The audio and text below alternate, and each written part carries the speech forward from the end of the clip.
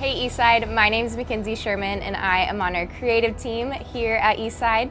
And today I have the honor of introducing you to Susie Gamez. She is one of our incredible speakers at our women's conference coming up in just a couple weeks. So today we're just having coffee and getting to know each other, and we wanted to bring you along with us. Hello. Good job on the name. People mess that up a lot. So I know, looking at me, you might wonder why that's my last name. I'm not Filipina. I like to describe myself as being Canadian by birth, Korean by heritage, Mexican by marriage, therefore the Gamez, and then American by immigration. So I actually grew up in Vancouver, Canada, and then right out of college I joined a missions organization and I lived in South Central LA for 14 years. Thought that I might live and die there. But God called us into a new season. My husband got a new job. So tell us how many kids you have and what ages they are. I have 4 kids. They range in age from 8 to 22 months right now. So I've got a girl, boy. Oh, good balance. Yeah, I know. That's a blessing. It's a blessing and it's definitely a challenge sometimes. I love that people say motherhood can be the most rewarding job, but also the toughest job in the world, and I've really found that to be true. So I know self-care looks different for different people. For some women, it's going out and getting your nails done. Getting a massage is great. Going out for coffee is really important with your friends. But I think the thing for me that I didn't realize I really missed was when I was single, or when I didn't have kids, I could go to a coffee shop, have my journal open, read the Bible, and not to sound holy and whatnot, but really those times with the Lord are the things that really give you the fuel that you need. It gives you that firm foundation. You need to be attached to the vine in order to bear the fruit that you need for your children. Absolutely. So you kind of mentioned a couple things, diversity, family, self-care. What are some other things that you're just passionate about? Yeah.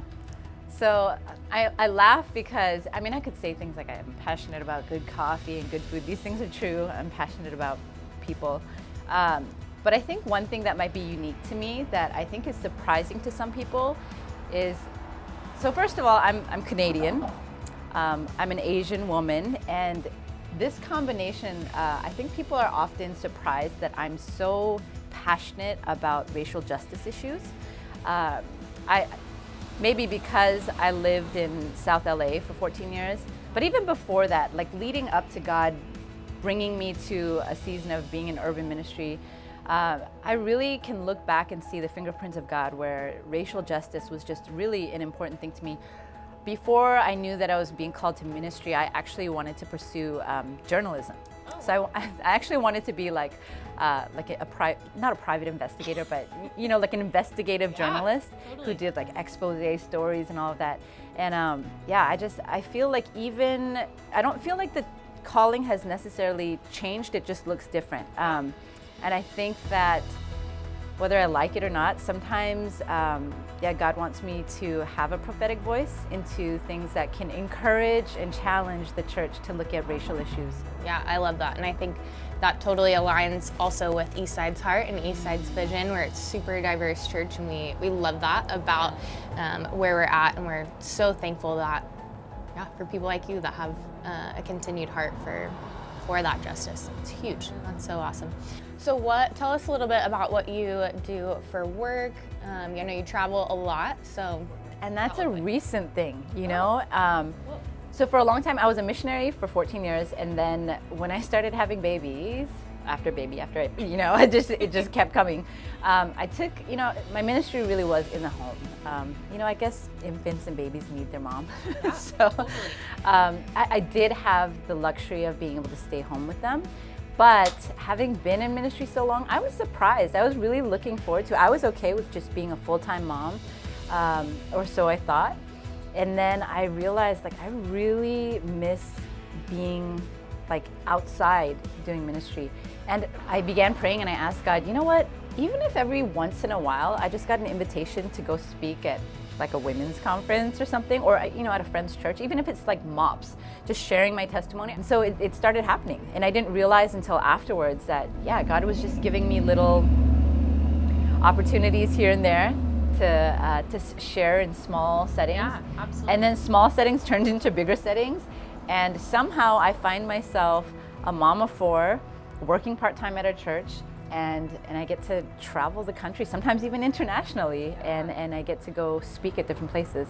So you are obviously speaking at our women's conference in just a couple of weeks. I know we're all dying to know maybe just a little sneak peek of what you might be talking about that night. Any insight you can give us? It's gonna change your life. Okay, you don't want to miss it. You will have FOMO for the rest of your life. No, That's true. Well, okay, so I'll give you the background as to where this came from. So I was a missionary. I was a professional missionary for many years, and then when I left the mission field that we were assigned to, we moved to Long Beach, and I thought that my role was just to be a stay-at-home mom. Just a stay-at-home mom. But I began to realize, like, you can never take the missionary heart out of who you are. And I think that it's not something that should be assigned to just people who decide to be full-time missionaries, vocational missionaries. I mean, if you take the Great Commission seriously, it's a call for all of us. So yeah, I began to think about this idea of just living missionally wherever you are, whatever context you're on mission with God. So I'm gonna talk about what that looks like in the everyday life. Susie, thank you so much for just getting together and having coffee today. We're so glad we got to know you a little bit better, and we are so excited to have you join us for our women's conference in just a couple of weeks. February 21st for Southern California campuses and February 28th for Park Rapids, Minnesota. Be sure and get your tickets. It will sell out. Eastside.com/events, and we can't wait to see you there. It'll be great. Cheers.